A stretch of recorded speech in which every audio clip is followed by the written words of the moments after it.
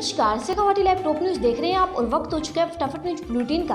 तो चलिए बिना देरी करते हुए शुरू करते हैं खबरों का सिलसिला। दिल्ली पुलिस ने ट्रैक्टर रैली में हुई हिंसा के मामले में अब तक 37 किसान नेताओं के खिलाफ केस दर्ज किया है। पुलिस ने किसान नेता दर्शन सिंह को नोटिस भेजकर 3 दिनों के अंदर जवाब मांगा है। साथ ही एफआईआर में पंजाबी एक्टर दीप सिद्धू और लखा सिधाना का नाम भी जोड़ा गया है। दीप सिद्धू ने ही लाल किले पर खालसा पंथ का झंडा फहराया था। वहीं बताया जा रहा है कि गाजीपुर बॉर्डर पर कल रात से बिजली नहीं है, जिसके बाद वहां पुलिस की पहरेदारी बढ़ा दी गई है। बीती रात मुंबई पुलिस की सोशल सर्विस ब्रांच ने 3 ऐसे कास्टिंग डायरेक्टर्स को गिरफ्तार किया है जो लोग 14 साल की लड़की के शरीर का सौदा कर रहे थे। सोशल सर्विस ब्रांच के एसीपी संजय पाटिल ने बताया कि ये ऑपरेशन उनके नेतृत्व में किया गया है। पाटिल ने बताया कि उन्हें एक गुप्त जानकारी मिली थी कि कुछ लोग हैं जो नाबालिग लड़की को वेश्या व्यवसाय में लाने की कोशिश कर रहे हैं, जिसके बाद पुलिस ने अंधेरी रेलवे स्टेशन के पास ही ट्रैप लगाकर उन्हें धर दबोचा और बच्ची को सफलतापूर्वक रेस्क्यू किया। छत्तीसगढ़ की राजधानी में उस वक्त अफरा तफरी का माहौल बन गया जब मछलियों से भरी पिकअप गाड़ी पलट गई और लोग लूटमार मचाने लगे। दरअसल मामला हसोद इलाके का है, जहां एक पिकअप गाड़ी ने अपना नियंत्रण खो दिया और बीच सड़क पर पलट गई। लोगों ने इस मौके का फायदा उठाते हुए जमीन पर गिरी मछलियों को लूटना शुरू कर दिया। तांडव को लेकर विवाद थमता नजर नहीं आ रहा है। सुप्रीम कोर्ट से भी इस सीरीज के मेकर्स को राहत नहीं मिली है। सुप्रीम कोर्ट ने गिरफ्तारी पर रोक लगाने से मना कर दिया है। सुप्रीम कोर्ट में सुनवाई के दौरान इस सीरीज में भगवान शिव का विवादित तरीके से चित्रण करने वाले अभिनेता जिशान अय्यूब के वकील ने दलील दी कि वे सिर्फ एक अभिनेता हैं, उनके साथ एक किरदार को निभाने के लिए कॉन्ट्रैक्ट किया गया था। 29 जनवरी को संसद में राष्ट्रपति रामनाथ कोविंद का अभिभाषण होगा, जिसके बहिष्कार के लिए विपक्ष की 16 पार्टियों ने अपनी मंशा जाहिर की है। इस क्रम में राज्यसभा में विपक्ष के नेता गुलाम नबी आजाद ने गुरुवार को कहा, हम 16 राजनीतिक पार्टियों से बयान जारी कर रहे हैं कि संसद में राष्ट्रपति के अभिभाषण का बहिष्कार करेंगे। बता दें कि संसद बजट सत्र 29 जनवरी से शुरू हो रहा है। दिल्ली पुलिस ने राजधानी में गणतंत्र दिवस के मौके पर किसानों की ट्रैक्टर परेड के दौरान लाल किले पर हुई हिंसा और प्राचीर पर धार्मिक झंडा लगाने के संबंध में राजद्रोह का मामला दर्ज किया है। एक वरिष्ठ पुलिस अधिकारी के अनुसार भारतीय दंड संहिता की धारा 124A के तहत मामला दर्ज किया गया है। इससे पहले दिल्ली पुलिस ने लाल किले पर हुई हिंसा के सिलसिले में दर्ज एफआईआर में पंजाबी अभिनेता दीप सिद्धू और गैंगस्टर से सामाजिक कार्यकर्ता बने लखा सिधाना के नाम भी शामिल किए हैं। आमतौर पर डॉक्टरों का कहना है और ये देखा भी गया है कि कोरोना संक्रमित करीबन 2 हफ्ते के अंदर ठीक हो जाते हैं, लेकिन देश में एक ऐसा मामला भी मौजूद है जहां बीते 5 महीने से ज़्यादा वक्त बीत जाने पर भी एक महिला कोरोना संक्रमित है। अब आप सोच रहे होंगे कि ऐसा भी हो सकता है क्या? तो इसका जवाब है हाँ। राजस्थान के भरतपुर में कोरोना का एक ऐसा मामला सामने आया है जहां शारदा देवी नाम की महिला बीते 5 महीनों से कोरोना पॉजिटिव है। इस 5 महीने में शारदा देवी की 32वीं कोरोना रिपोर्ट भी पॉजिटिव आई है। कोरोना के इस अजब मामले ने डॉक्टरों की भी चिंता बढ़ा दी। खौफ का पर्याय बन चुके पपला गुज्जर को राजस्थान पुलिस ने पकड़ने में बड़ी कामयाबी हासिल की है। जयपुर रेंज के आईजी हवा सिंह घुमरिया के नेतृत्व में दिया गया कार्रवाई को अंजाम 20 जवानों की टीम महाराष्ट्र के कोल्हापुर से पकड़ कर लाए पपला गुज्जर को। नकली शराब के कारोबार का पर्दाफाश करते हुए भारी मात्रा में अवैध नकली शराब जब्त। थाना नवलगढ़ द्वारा अवैध और नकली शराब बनाने के कारखाने का पर्दाफाश करते हुए 1368 बोतल अवैध नकली शराब व परिवहन में प्रयुक्त स्विफ्ट डिजायर कार को जब्त किया गया। बोतलों की कीमत करीब 8,20,600 रुपये है। उदयपुर वाटी कस्बे के जयपुर सीकर दिल्ली स्टेट हाईवे पर एसबीआई बैंक के पास स्थित शराब ठेके पर सूखा दिवस घोषित होने के उपरांत शराब की बिक्री किए जाने का मामला सामने आया है। सूचना के बाद आबकारी के कर्मचारी व अधिकारी मौके पर पहुंचे। ठेके के अंदर एक सेल्समैन मिला, उसको बाहर निकालकर आबकारी के अधिकारियों ने मौके पर सील लगा दी। देखना यह है शराब ठेके में सील को तोड़ने वाले के खिलाफ क्या कार्रवाई होती है या नहीं।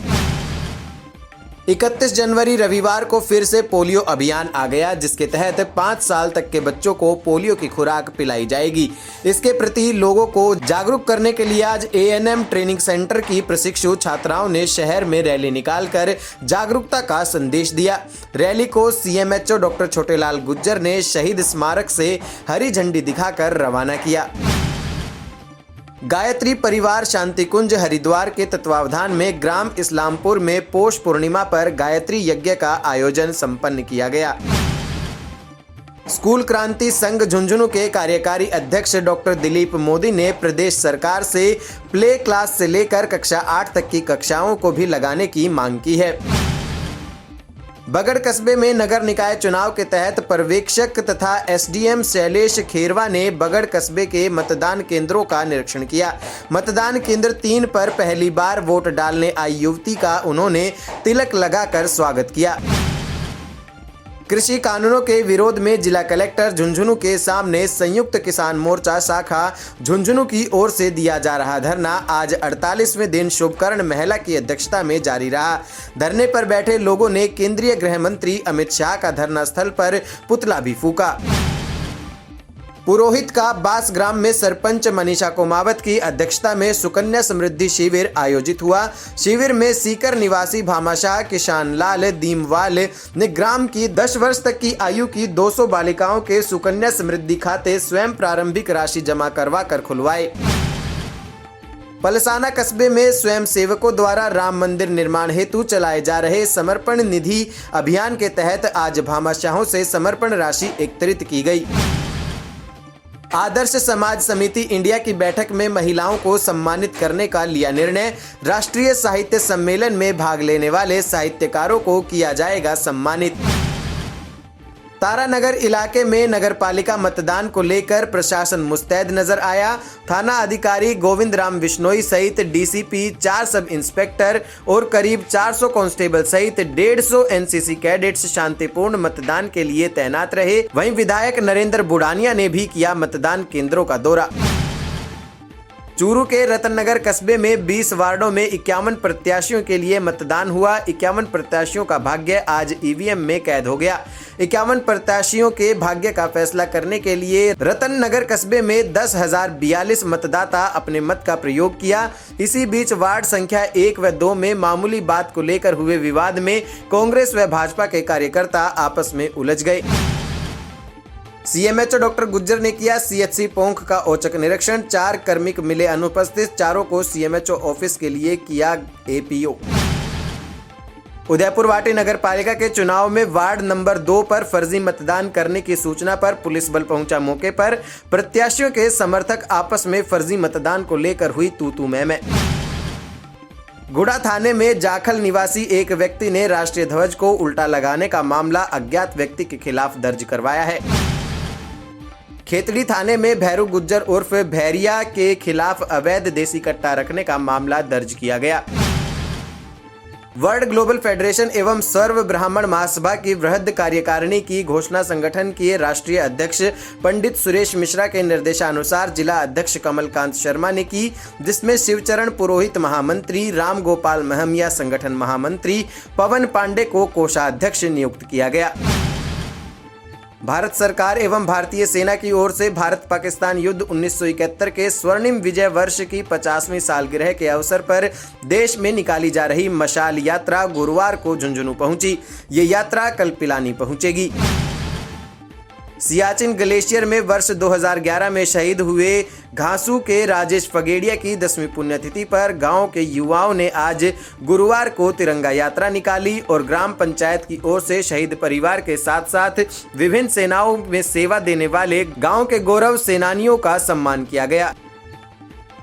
फिलहाल शेखावाटी लाइव टॉप न्यूज फटाफट न्यूज बुलेटिन में बस इतना ही। खबरों का सिलसिला यूं लगातार जारी है। आप बने रहे शेखावाटी लाइव के साथ और अपनी राय हमें कमेंट करके जरूर बताएं और चैनल को सब्सक्राइब करना बिल्कुल भी ना भूलें। अभी तक आप लोगों द्वारा मिले सहयोग का शेखावाटी लाइव हार्दिक आभार व्यक्त करता है। वहीं आपको जानकर खुशी होगी कि शेखावाटी लाइव अब आपको शेखावाटी के तीनों जिलों सीकर, चूरू, झुंझुनू के साथ प्रदेश के अन्य जिलों की महत्वपूर्ण खबरों से भी अपडेट करवाएगा।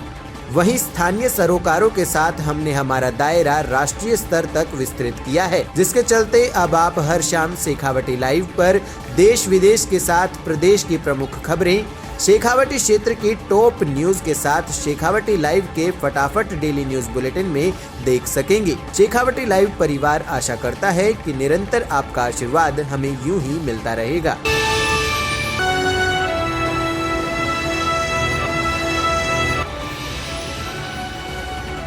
ये है शेखावाटी लाइव, धड़कन शेखावाटी की।